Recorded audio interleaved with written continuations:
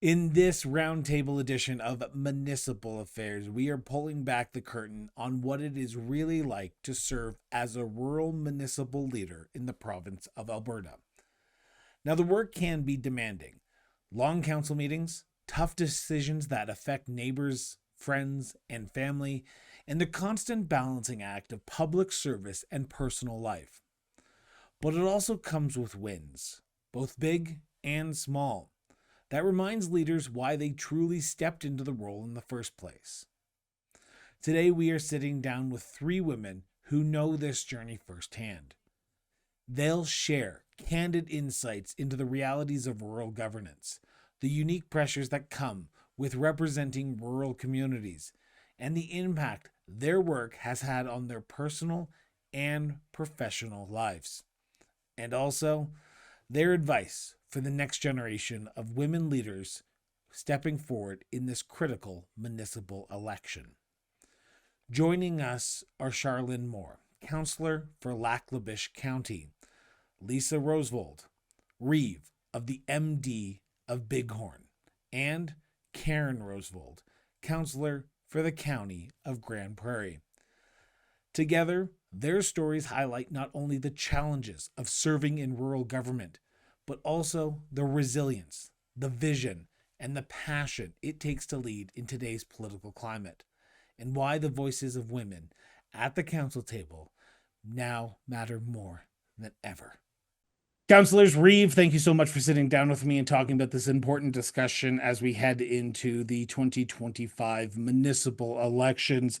I want to start with a very overarching question for each and every single one of you. And I'm just going to make sure I have it here, and that it is. What inspired you as a female leader of each of your communities to get involved in your municipal elections your very first time? Reeve Roosevelt? Sure. Well, for me, I live in a very unique part of Alberta that is rural, but also one of the most heavily traveled destinations in Canada. So, um, because of that, there's a lot of, I guess, shift in demographic and new people that are coming immigrating to this part of the province. So, as I got to know, I'm originally from Ontario and I've been out here for 20 years now. But I would say as I got to know more and more people around the community over the years, I really realized that everybody that lives here really wants to be here. And I've never really been a part of a community where you're waking up every day like happy to be in the town that you're living in or in the rural community that you are, and having an opportunity to represent people that are fighting and sacrificing and doing everything they can to wake up here every day meant a lot to me because that's it was important for me to lay my roots down here in the mountains. So I think that's probably how I got in, just wanting to represent the voice of people that work hard to make this place home. Councillor Moore, for yourself, what inspired you first to run for municipal office? Thanks. Yeah, I would say it's my family. I was a single mom when I ran the first time. And I really wanted a community that my daughter would want to live in and want to stay in. And I wanted to ensure that everybody around me wanted to stay. And we kind of got to a point, we'd been here at that point, over 15 years or so. And I was ready to leave. I was a very in-depth, involved sorry, not counselor, involved resident. And I thought my next step was either to really make a difference and run for council, or it was to move. And looking back 8 years later, I'm really thankful that I made the decision that I did. I think we've moved some needles, and my daughter is proud of where she lives, but she's proud of her mom too. And so that's huge. Now, before I introduce the next guest, I should mention that two of our guests on this roundtable discussion do have the same last names, but are not connected in any way. So I just want to make sure I have that on the record. Councillor Roosevelt, for yourself, what inspired you to first run in municipal office? Yeah, thanks, Chris. So I was an avid volunteer. So I came in by election, so I'm a little different than the others. I did a half term for my first term, and I was a huge volunteer in my community. And there's only so much you can do to improve your community as a volunteer. And so my theory was the next step to be able to help my community was to run for counselor in my community. So that is what I did. And I have granddaughters. And to me, it's important to show them that strong female leadership and that if we want to do something, we just need to get out and do it. Mhm. And as my kids told me when I ran the first time, it was like you either put up or shut up. And I was not willing to shut up. So that brings me to the follow-up question to that original question, and it's about basis of what this whole roundtable discussion is about: women in municipal politics, especially from a rural perspective. When you were getting involved in the first election that you ultimately ran in, did you ever think to yourself, oh, it's an old boys club municipal politics, so maybe I don't need to be there, or I won't be accepted there? Councillor Moore, yourself first. Sure. Actually, the individual that I replaced, she reached out. She said, I'm not running again. I'd love to see you give it a shot." But she warned me. She gave me all the warnings, probably enough to almost scare me away, that I was probably going to face the old boys club. I was younger than her substantially, so she was quite concerned that it would affect me. I think I was lucky though. I did, although it took me, 6 or 7 months to really break through for some. And truthfully, learning for going forward, I never did break through for everybody, but I had a really good team that year. We had youth. There was three of us under 40. And so I think that really mattered to help me break in and not have to deal with the old boys club. But boy, is there an old boys club. Absolutely. Can I just say Mhm. that under 40 being youth, I feel so old right now.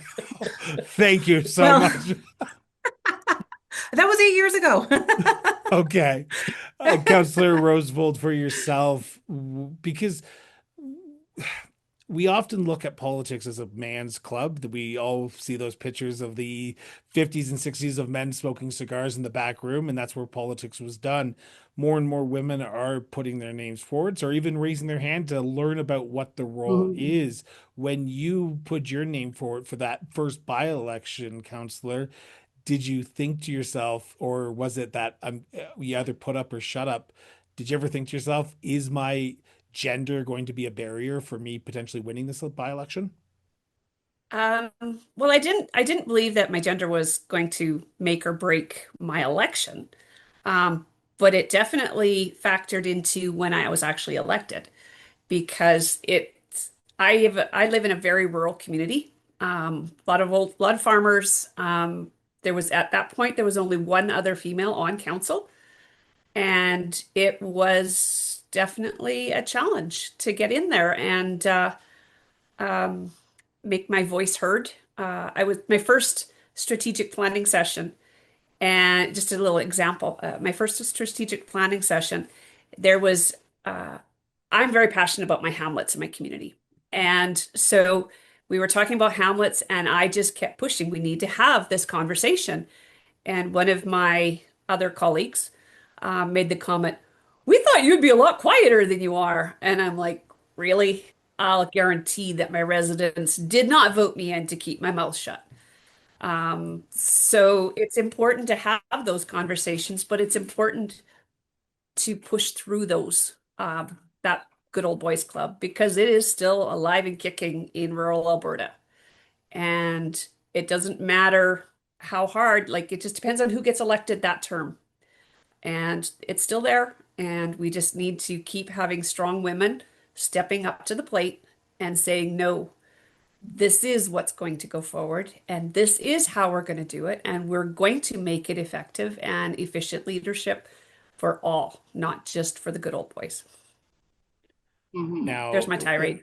Reeve, for yourself, because not only are you elected, but you are also the leader of your council in Bighorn County, the MD of Bighorn. Sorry, I'm gonna get that Mhm. right before the end of the interview. Um, Being a Reeve is a completely unique beast in itself because you are the one that people go to. Have you ever felt in your time in office that people go, "Oh, you're just a female Reeve, so I'll go talk to one of the male counselors rather than you as Reeve because they'll probably know a little bit more about what's going on in the community." Mhm. Honestly, like I don't really feel that way, but I also feel like I might just be oblivious to it because I would just totally ignore it if that is the way someone would make me feel. Because I don't believe that at all. Um, And I I should think, yeah, mention, and I apologize to interrupt, I should mention I don't believe that as well. I'm just yeah, because no, the conversations I have off the record with people, I get a sense yeah, that female leaders, especially in the positions of mayors or in the position of Reeves, they get a sense that, oh, okay, you're just a female, so I'm gonna go talk to a male because women don't actually yeah, lead anything. yeah, and I honestly, I feel fairly well respected in our community, and I think because I was so well known and did a lot of volunteering before, people, well, before I got on council, and probably even still since I've been on council, people would often describe me as the glue to an organization or a company I worked for or a group of friends or anything like that, and uh, for me, I think that is something that people still view me as. And I haven't really felt that my gender has made me stand out in any positive or negative way. Um, I think it's possible it may even have put a positive light on having a female reef because I think people may have felt a little more comfortable coming to talk to me after having um, a male reeve for a very long time. And I had a number of people reach out to me that where they felt like someone is finally listening to them. And I don't know what their experience was like before, but it was just an interesting observation that I had where, and I'm like, did you not try to bring this forward to the previous council or, and they're like, there was no point in even talking about it anymore. So, um, yeah, so it, I wouldn't necessarily say there was a negative connotation or positive, but I feel like, uh, I think people are happy to have a refreshing viewpoint and perspective, and somebody new willing to listen to them. So, yeah. When I speak to candidates or prospective candidates who are female, I often hear the same thing over and over again is I don't know if I truly belong on council. I don't know if I'm ever going to fit in on council. I don't know if I'm going to have enough time to be on council or my opinions are going to be heard on council. During your time in office so far, starting with Councillor Roosevelt, was there a turning point for you that you truly felt I do belong here? Or was it the moment you got elected and that one counselor said, "Oh, I thought you were going to be quiet"? Was there a moment when you truly felt like I truly belong here on council and my opinions do matter? Actually, I think when I was first running that first time, even then, the comments that I had from my residents in my area, they were like, we're so looking forward to that fresh breath. So even right then, I was knew I would be a positive impact on my council. And then when I had that strategic planning session where they said that, it's like, yeah, no, I have to be here. I have to have the voice, and I am not going to be that voice. And I have no worries. We can't be in this role if we're worried about what people are going to say behind our back. because there's always going to be somebody that is not happy with what we're doing. But that's male or female. But it's important to have that strong sense of self and to be able to say, I'm in the right place at the right time and I'm doing the right thing. And so we just keep pushing forward. But I think it's important to be here and have that diverse perspective. This is a question for anyone who wants to take it, but is it hard to come to that realization? Because even, and I say this as a man on the, as talking about women in politics, but I know there's days that I whiffle on what I should be doing and how I should be getting to where I need to be. And there's days that I say I should just throw in the towel, and I can walk away and do something else. Are there ever days, even when you are so self-assured about what you're doing, are there ever days that you say, I do belong here, but I'm running up a mountain while the guys are walking up a hill? Who wants to take that first? I'll jump in Counselor? first, Okay. if that's okay. Yeah. I think that is an every second day thing. I would say it's just as often I say, what the heck am I doing here? Not in those exact words. Um, and and but it's also knowing that I need to be there to be that voice. So it's every, like I would say it's a regular thing that we're like, what are we doing? Why are we here as we're facing that confrontation or the backlash or just the time commitment that we're there? I miss a ton of my grandkids' events. I miss a ton of my family events, but it's that important for us to be there. So understanding how that works. Like my granddaughter said to me the one day, you need to go be a doctor or a lawyer or something. I'm like, oh, why? Well, so you can be home more. And that breaks your heart as a Ouch. I 9-year-old to feel tell you that. that. But you know something, and I told her, I'm like, I need to be here to be that voice to make a better community for you. Mhm. Point blank. That's it. So thank you.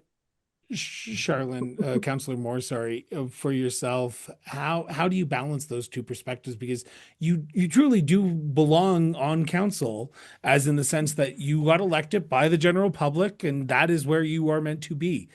But there's that internal strife that we all have in ourselves. And there are people who might be watching this or listening to this at a later date saying, I don't know if like day one, I'm going to feel like I truly belong here, but day two, I'm going to go, what have I gotten myself into? When was that moment for you to say, okay, I need to push that negative part of this whole equation out of me and only focus on the reasons why I belong here? Yeah.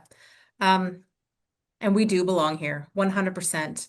You know, I was reading a document the other day, flipping through LinkedIn or something, and the statement was basically, it's not a glass ceiling that women have to look through or try to accomplish. It's the broken rung just before that glass ceiling, right? Where men are hopping over it. And so on a couple days ago, I said to my daughter, "Oh, I'm just having a moment.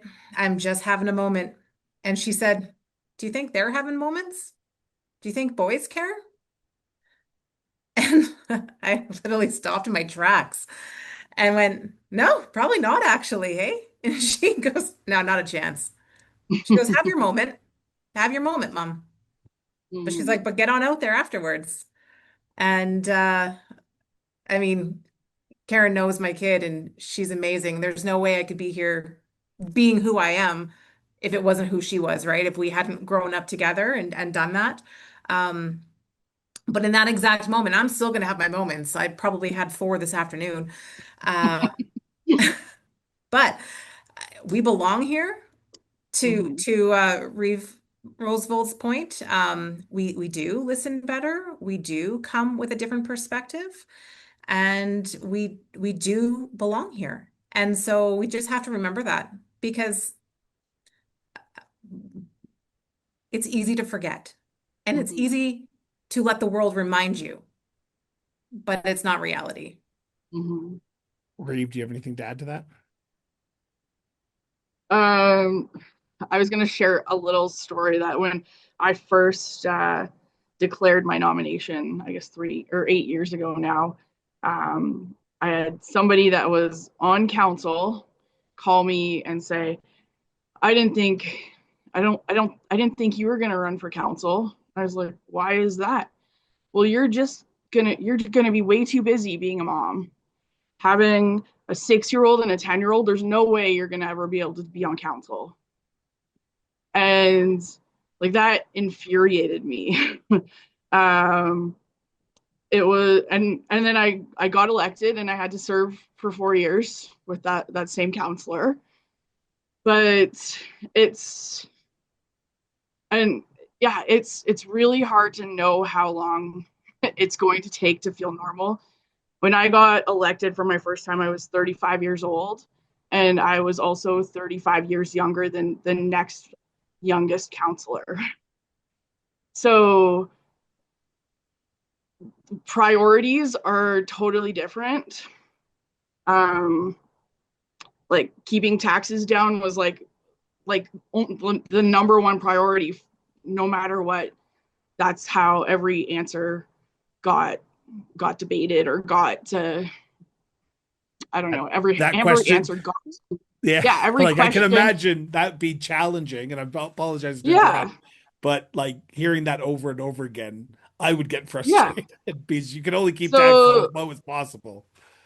yeah, so for my first term, which is 4 years, I spent 3 of those years trying to get a garbage can at a park emptied because the municipality didn't think the garbage can should be emptied by the municipality. And it's a playground where kids and parents go to hang out, get to know their community. Finally, after 3 years, I got the support of council to empty the garbage can. They wanted to remove the garbage can. And it's just like that was my first big win.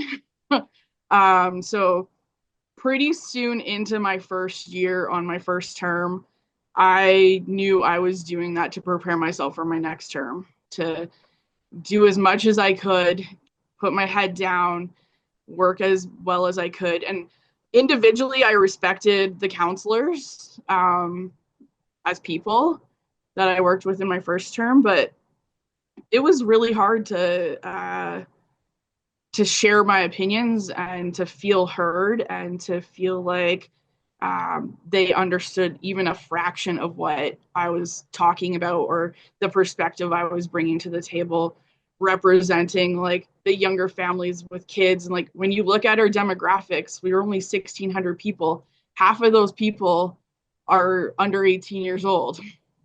We've got a really young population. So, yeah, and I guess like I'm happy to report now we actually have 3 women on council and there's 2 men on council. We're actually overrepresented, which is not very common in rural Alberta, and I think we're doing a really good job of making sure those voices are being brought to the council table.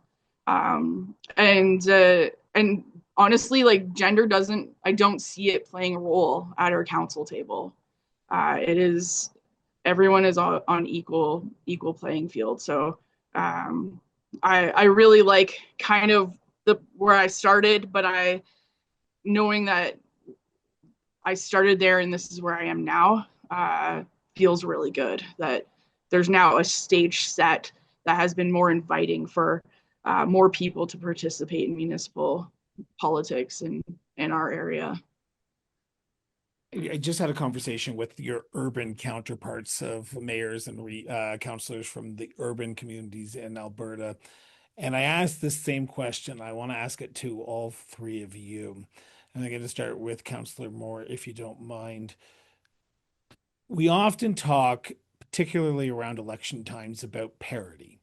We need parity for male and female elected officials on council.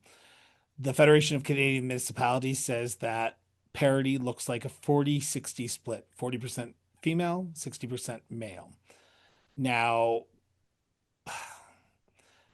knowing that I'm the male on this phone call, on this roundtable discussion, going to ask the 3 female to respond to a male question, I apologize immensely right away. Why does it matter if we have parity when it comes to male and female representation on council in 2025?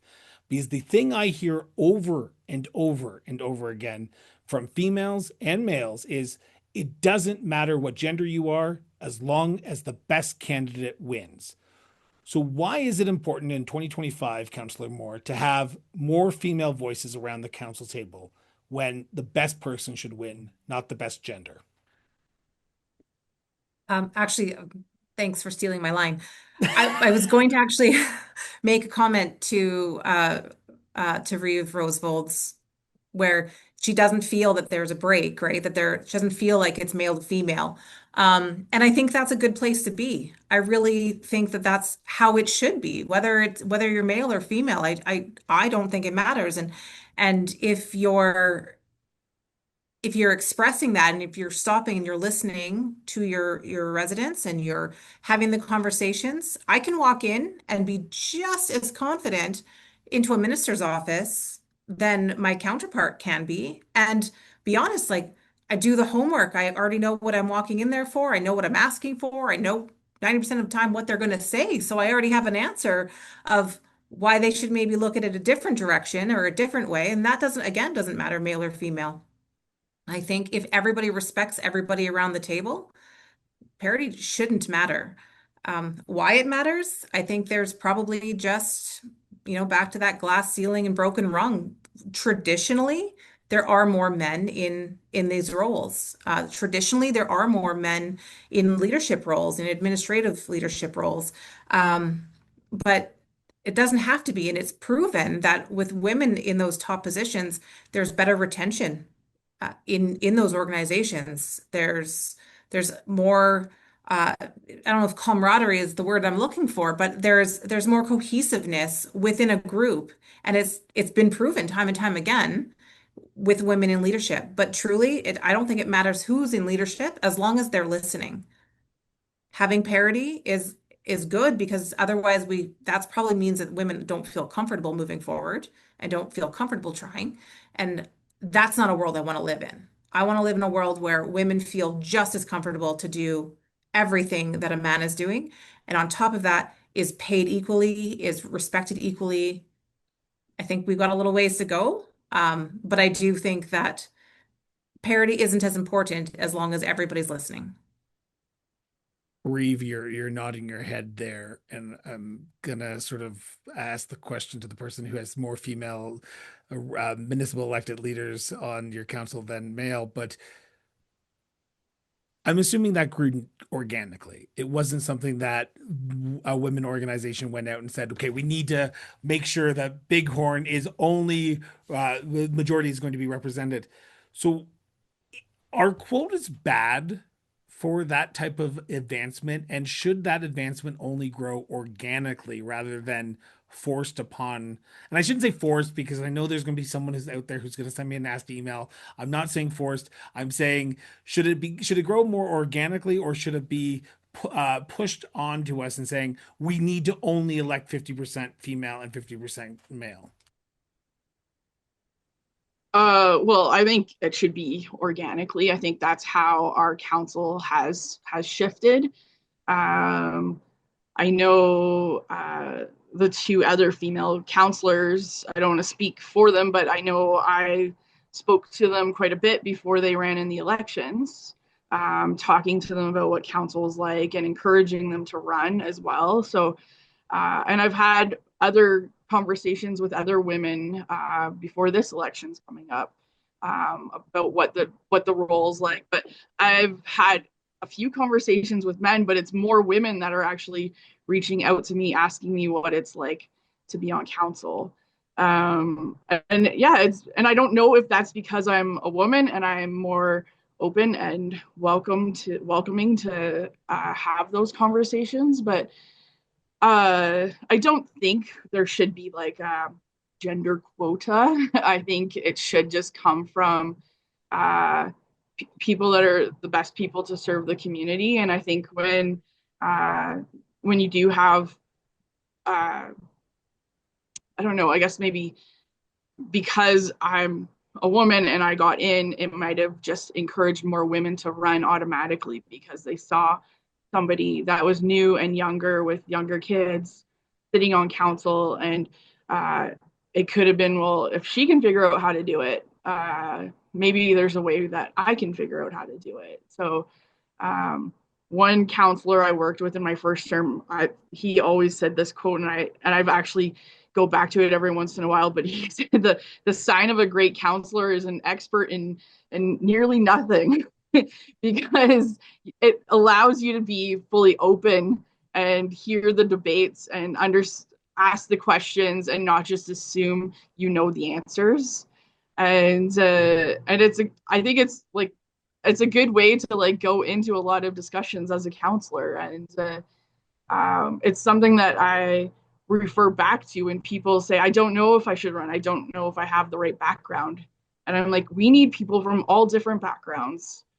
We don't just need engineers or retired ranchers. Like, we need people that have a varied background, and we're not going to get that by just having one gender. So having that variety, and of course, it all depending on how you get elected in your county or MD with a ward system or not. It's hard to know what the outcome of your election will be based on their background, but having the opportunity to support a candidate based on where they come from and what they bring to the table is really important. And I think that's how people need to vote. So it brings up a good question, Counselor Rosevold. Is this a systematic issue or is this a people issue? Because we often think that the best person is going to get elected, but in reality, we all have our own subconscious biases within our voting patterns. We vote for the people that we know or we don't know, and when we look at the list of candidates, and and I'm not saying I do this. Please don't send nasty emails to me. Please don't. I really don't want them. But when I look at lists, I go, okay, what's the person's background? Okay, this person's an engineer, this person's a mom, this person's a doctor, this person's a nurse, so on and so forth, a father. And I look at them and I go, okay, who's going to have the most time to actually put forward at the council table? And more often than not, I'm looking at oh, you're a mom? I'll vote for you because I was raised by a mom and my mom's amazing. Well, I look at the father who's that stay-at-home dad, and I'm like, oh, I'm going to vote for them because they have enough time to do that. But there are some people in our society who say, oh, you're a mother, you're a grandmother, you should be at home with your kids. And we really don't need that right now. So we're going to vote for the man who has half your resume, but he's going to have more time to give that to. So is this a systematic issue about our voting patterns, or is this an issue that we are just destined to repeat until 100 years from now when people actually think that men and women, I'm not saying they're not equal because I think they are equal. Actually, we had some of that conversation today at a meeting that we had at council chambers about that difference between men and women and their opinions and who's at the table doing that type of thing. And I don't know if it's a bit systematic, but I do believe it's changeable. We do have to make sure that we have the right person at the table, just back to your previous question. We do not need to have a quota system because we need to have the right person. But it's also important to have that diverse background. And that's where having men, women, everybody at the table is important. I'll guarantee that some of my male colleagues don't think about the concerns with childcare. They don't worry about there's a lot of things that they don't worry about, and there's a lot of things that I don't worry about. And that's that importance of that diverse. But to change that systematic system, when I talk to candidate people that are talking about running, it's like, get out, talk to people. Don't just expect them to read your brochure. You need to go out and talk to as many people as you can so they can see who you are, because that's going to be the question that they need to answer to. I'm not a political person. but I believe in voting for a person, not a party. Why does every municipal leader I speak to say they're not political in a political job? I say that Because too. we are nonpartisan. It's good to be nonpartisan because we have to work with who's ever at the table Yeah. at other levels of government. So that's crucial that we have that ability to do that. And if we are heavily political, that's not as easily done. I I could talk always, to, I was sorry, going to say, I could talk to everybody at all levels of government because I have no political alliance to any. I have Mhm. my opinions, but no alliance. Yeah. I Read your always say go. I identify more as the counselor and not like the municipal counselor and not the municipal politician. Because there's Absolutely. a lot of days where in this job you feel actually like you're a little bit of a counselor, like the different definition. Listening to people and understanding where they're coming from and bringing their concerns forward and making sure you've heard them correctly. Um, and I think that's really what your role is. I actually got introduced once as a politician, and I was like, what? I actually haven't never thought of myself like that, which is so funny. And I'm just like, Counselor Rosewold, I don't see myself as being political. I see myself as being open to having lots of conversations and bringing what I'm hearing to the politics and the political people that make those decisions. Yeah. Yeah, I think it's a Councillor good. Moore, do you have anything to add to this before I go into my second question before I sort of flip the script here a little bit? No, I think we're good. Okay, so this is a question for anyone who wants to take it, but I'm only going to let one of you answer this question. Oh, More and more municipal leaders, more and more municipal candidates, more and more prospective candidates are looking at the way that women are being treated online today on social media.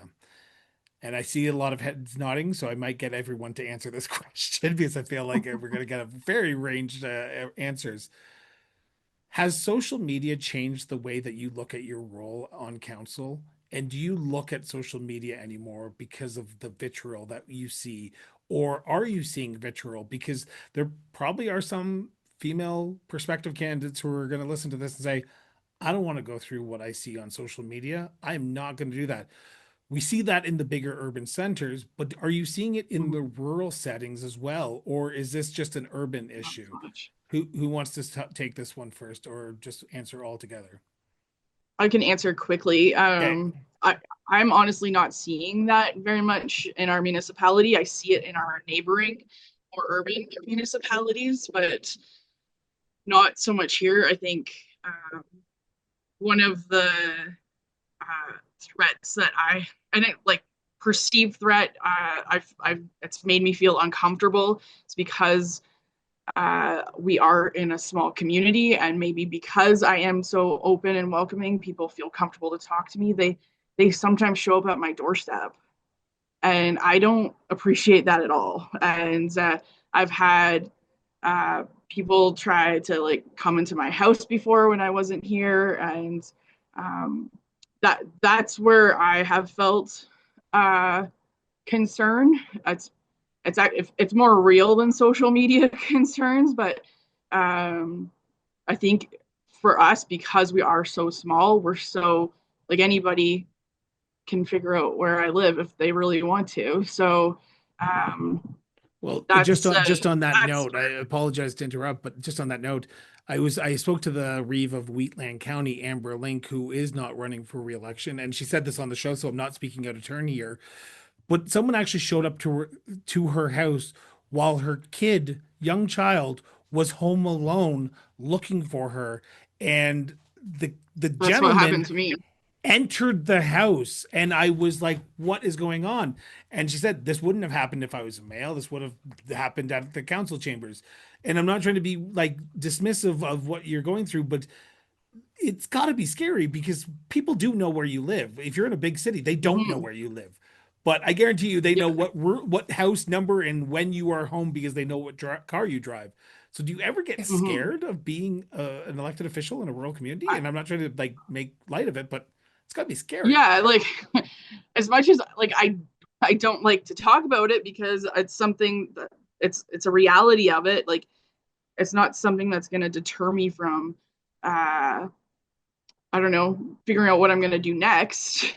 But at the same time, I've come close to needing restraining orders. I've felt better being in my position, knowing my one of my kids has graduated school and another is going to a school in a different district, not close to home, because of a sport that he's passionate about. So as much as it's not something that overwhelms me or um, uh, But it will shouldn't take be the over. reality that you live in. Yeah, it shouldn't be. Yeah, it's hard to like identify what safety measures are really needed when you're representing a small population and small communities. So yeah, Councillor Rose, I don't know if our previous reeve had similar issues or not, but it's definitely something that has come to light for me in the last number of years. But I think just the political landscape is quite different now than it was 8 years ago when we started on council. Councillor Rose, yourself. I've had the death threat, where somebody called me and they said, "You will be dead. You were on the list." So I do have restraining orders against people. I have people that show up at my house. The people that show up at my house generally aren't the ones I'm worried about because they just know who I am. They don't want to talk to me. It doesn't bother me as much because of my community. But we had an incident at our council chambers a couple of years ago, when there was a huge influx of people wanting to chat about 15-minute cities and that type of thing. And so they came and we had a significant police presence there. And so I posted on social media because I'm highly involved in the social media world because it's helps me I use it as a tool. It's for me, it's a tool for my role. I posted on there that I'm excited to interact with the community and see what they have to say about this. And I got back a couple of replies saying, well, we didn't feel welcome with all the police presence. And so instead of going like keyboard warrior with them, I made the phone call and I called them. And I'm like, okay, I understand that you didn't feel welcome at these events, but we've had death threats against us, a couple of us. And so we had to have the police presence there because we understand you're fine, but we don't know who else is coming in that crowd. And so that's something our county chose to do to help protect us. But I think like for us, there was three of us on my council that got the death threats.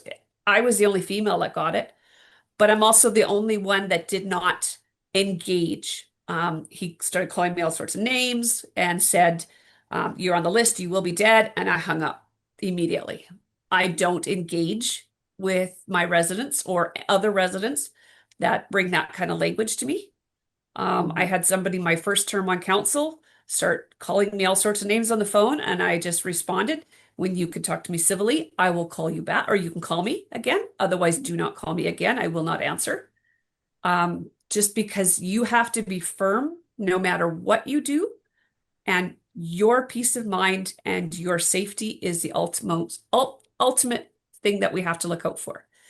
And so for anybody on any council or any kind of levels, there's never a right for our residents or anybody to do anything like that to anybody. We've seen uh, provincial level people where they've had death threats, where they've had um, people burning things on their lawns, that type of thing. It's not right. Doesn't matter who you are, where you are. We are here as a public servant doing the best we can for our community. We're not always right.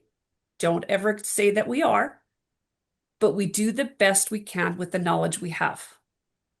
And that's what we have to go forward with. But Mhm. I don't worry too much. I use social media as my tool. I have a Facebook group. I accept negative comments on it. I have to approve every comment though.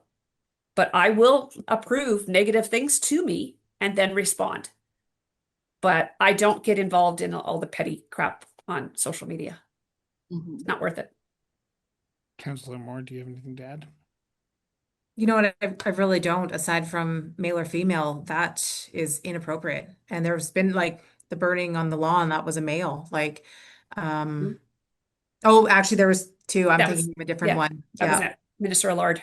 Yeah, that's right. Sorry. I was thinking of somebody actually in Saskatchewan, probably 3 years ago, 5 years ago, whenever COVID was. 5 years ago. Yeah, 5 years. I remember a story back then and I was just gobsmacked, you know. But that was a male. And clearly they said something and I can't remember how long ago it was, but it's not appropriate. It doesn't matter. It doesn't matter what your gender is, or what your role is. That's not appropriate. So I'm sorry you guys went through that. That's I am as well. Now, I'm very cautious of time here, and we've got about 15 minutes before I have to let you guys go. And I want to turn to the future. The next generation of leaders is going to be stepping up and putting their name forward. We talk about our children around the table. We talk about our grandchildren. We talk about the next generation of leaders.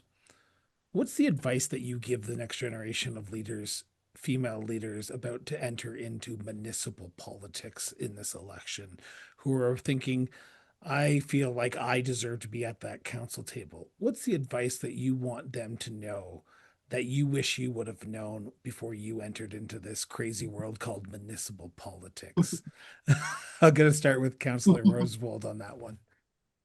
Um, be aware of the time commitment. All three of us on this call are different sized municipalities. So some of us can manage a full-time job as well. Councillor Moore does it quite effectively. I could not with my role. So because mine was a by-election, I did 18 months where I worked for a school jurisdiction as well as being on council. So there at 5 a.m, worked my job, went and did council, went back after work, after council, and I worked weekends to try and get it all done. I couldn't, that's not a sustainable level because my municipality is quite large. If it's in your head and you think you should, do it. Because ultimately, if you're thinking about it, you're got the right mentality because you're engaged in your community. Don't let the naysayers say no. The only requirements legally to be a counselor is 18 years old, taxes paid, and live in your jurisdiction. That's the only full requirements. And everybody at this table has different backgrounds. We all have, but we all have different backgrounds, but our primary goal for all of us is the fact that we love our communities and we want to see successful communities. And if that is your goal when you run for politics, municipal politics, whatever level of politics, do it. And I know any one of us on this call would be happy to take a phone call and say, hey, what's your thoughts? How can I make this work? I've done it so much with men and women. I talk to so many candidates, and which actually kind of ticks off some of my fellow counselors, but that's okay. I want the right person at the table, no matter who it is. And if I'm not that right person, then my residents can say so. But I will continue because I think I am the right person to be at the table because I'm there right now and I'm making a difference. And that's what I'm going to keep doing. Councillor Moore, yourself, what advice would you give the next generation of leaders who are thinking about putting their name on, but might be concerned that they may not be qualified to be on council? yeah. You are. If you're doing it for the right reason, if you're trying to build a community, if your goal is to build the community around you and not the pocketbook behind you, then you are running for the right reason. And I too, absolutely loved all of the Alberta municipalities and the RMA for all of the things that we would put forward, like for, are you thinking about running? Here's all the videos. I shared every single one of those and offered myself as well and took some phone calls from people or, brief encounters at the post office. Like, and I'll open up my calendar and go, if it's purple, it's personal. Everything else, and they're like, "Whoa, yikes." But and I've said before, it is, a part-time, three-quarter part-time job. But if you're doing it right, you're doing it full time. And I do work full time myself. I don't have to raise her as much. I think she's pretty much raised herself. To be honest, my community raised her. And that's one reason that I'm so passionate about giving back because this community gave so much to us. And so if you're that person too, and you feel that you can give that to your community, give her. Give her shit because it is yours to take. God bless editing. I'm okay if you don't. Reeve Rosewold, it's a same question, but it's a little bit different for yourself because there might be people who get elected, there might be females who get elected this time and say, and a lot of rural municipalities elect their Reeves at the council table. Some are elected as a position, as in Lac-La-Biche County, as in Red Deer County, but there are some, and the majority of rural municipalities elect them internally. For the women who are elected this term and say, "I've just been elected. Do I really want to be Reeve? Do I have the qualifications to lead a council forward?" What would you say to them? That's a question I was asking myself, I believe, 4 years ago, maybe to this day, when I was thinking about running in the last election. So, I I guess I would say, like for me, being an elected official has been incredibly rewarding. I've had a few different jobs since being a mom, and honestly, being on council is the best position. Like if you're looking at it as a job and not as like a community service, it is the best thing that I've done as a mom. It's we're a smaller municipality. It's allowed me to have a more flexible schedule.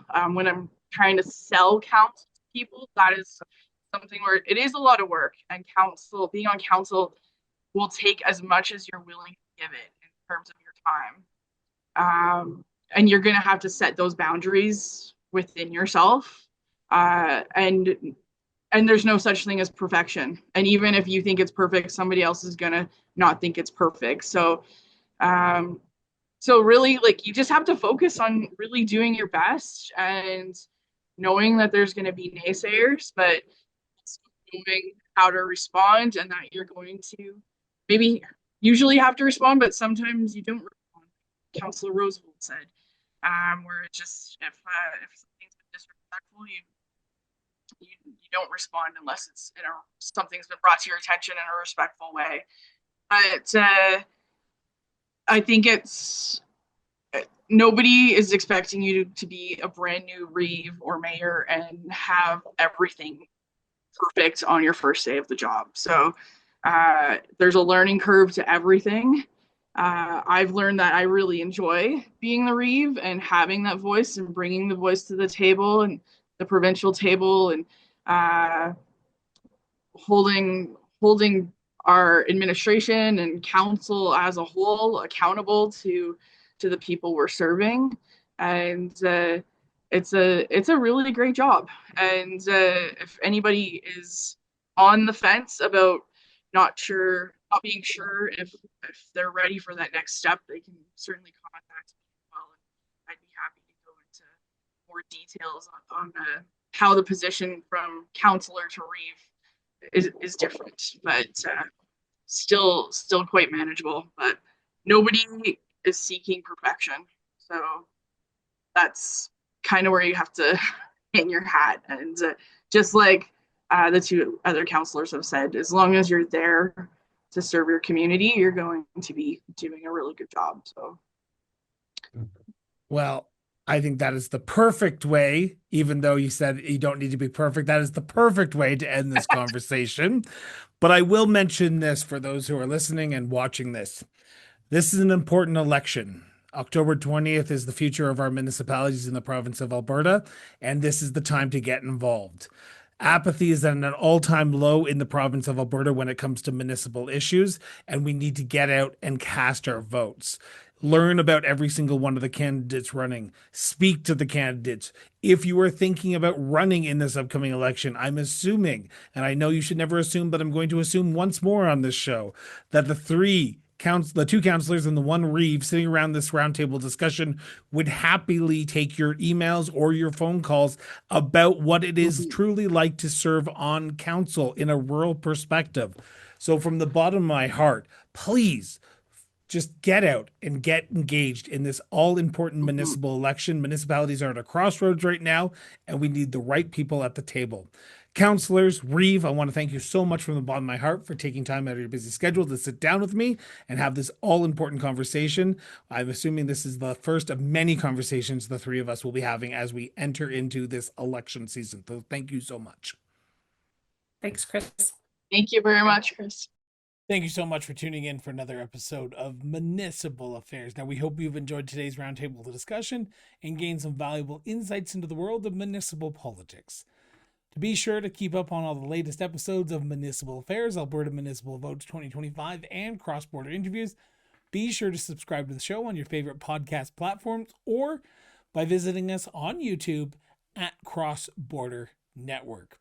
Now, your support means the world to us, so share this episode with your friends, your family, and yes, even your community, and help keep the conversation going. Till next time, stay informed, stay engaged, and we will be back with a brand new episode of Municipal Affairs shortly.